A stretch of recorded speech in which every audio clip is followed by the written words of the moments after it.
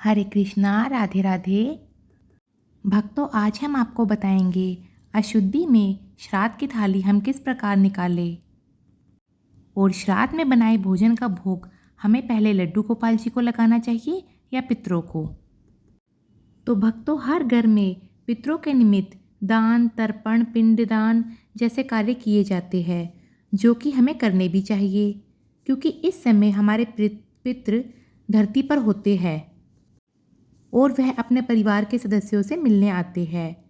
साथ ही ये आस भी लिए आते हैं कि हमारे परिवार के लोग हमारी भूख प्यास को तृप्त करेंगे, और अगर हम उनकी उम्मीदों पर खरे उतरते हैं तो वह जाते हुए हमें ढेर सारा आशीर्वाद देते हैं, जिससे हमारे जीवन में खुशहाली बनी रहती है और हमारे जीवन की आधी कठिनाइयाँ उनके आशीर्वाद से ही दूर हो जाती है। तो आइए अब जानते हैं पितृपक्ष में जो थाली हम अपने पितरों के नाम से निकालते हैं उसमें क्या क्या होना चाहिए। इस दिन आपको पूरी पकवान बनाने चाहिए, जैसे पूरी, सब्जी, खीर इत्यादि। इसके साथ ही उड़द की दाल के दही बड़े, पकौड़ी या फिर सिर्फ दाल भी आप ज़रूर बनाएं, क्योंकि ये पितरों को बहुत अधिक प्रिय होती है। बाकी आपके घर का जैसा रिवाज हो, आप उसी के हिसाब से भोजन बनाएं। इस तरह से पितरों के नाम की थाली तैयार करें। इस थाली के अलावा 4 पूरी अलग से सब्जी व खीर के साथ रखकर हमें अलग से निकालनी होती है, जिसमें पहली पूरी गाय को खिलानी होती है, दूसरी कुत्ते को, तीसरी कौवों या पक्षियों को और चौथी अग्नि देवता के नाम से निकाली जाती है, जिसे आप अपनी गैस के चूल्हे पर थोड़ी देर अग्नि देवता को दे, फिर उसे भी आप गाय को खिला सकते हैं। साथ ही पितरों को तृप्त करने के लिए तर्पण के लिए जल भी दिया जाता है। यदि संभव हो तो जल में काले तिल भी ज़रूर डालें। अब आपने जो थाली पितरों के नाम से निकाली है उसे आप मंदिर में देकर आ सकते हैं, या फिर सबसे अच्छा तरीका तो ये है कि आप अपने घर में पंडित या ब्राह्मण को बुलाकर घर में बैठाकर भोजन कराएं और जाते समय उन्हें दक्षिणा, वस्त्र अपनी सामर्थ्य के अनुसार ज़रूर दें।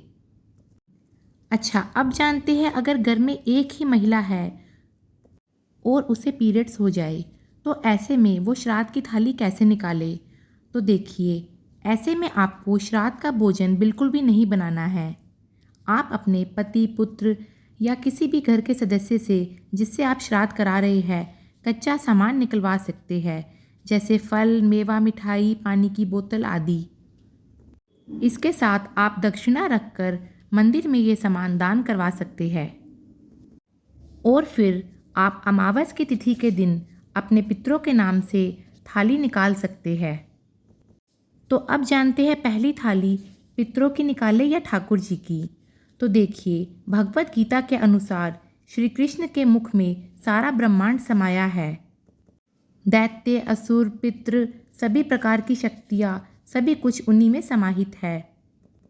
साथ ही भगवत गीता में ये भी कहा गया है, आप चाहे किसी की भी पूजा करते हैं, आपकी चढ़ाई हुई सारी सामग्री भगवान श्री कृष्ण तक ही पहुंचती है, क्योंकि भगवान श्री कृष्ण कहते हैं, मैं ही सर्वव्यापक हूँ।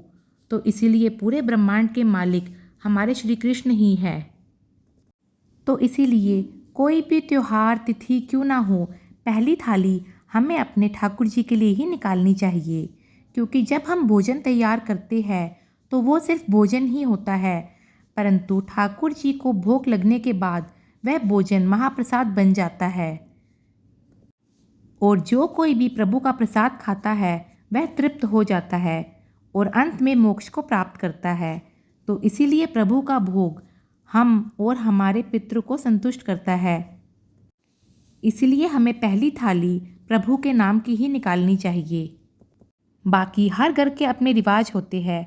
अगर आपके यहाँ पहली थाली पितरों के नाम से निकाली जाती है तो इसमें भी कुछ गलत नहीं है।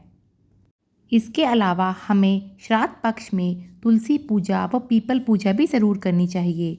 पितरों के नाम से दक्षिण दिशा में दीप भी ज़रूर जलाना चाहिए। सात्विक भोजन ही करना चाहिए और पहली रोटी रोज़ाना गाय के लिए निकालनी चाहिए। साथ ही रोज़ाना भगवत गीता या भागवत महापुराण का पाठ भी करना चाहिए। इससे हमारे पितरों को मोक्ष प्राप्त होता है। तो फ्रेंड्स, यही था आज का वीडियो। उम्मीद करते हैं आपको पितृपक्ष से जुड़ी ये वीडियो पसंद आई होगी। अगर आप हमारे चैनल पर नए हैं तो चैनल को सब्सक्राइब कर दें, ताकि ऐसी ही और वीडियोस हम आपके लिए लाते रहे। राधे राधे। जय श्री कृष्णा।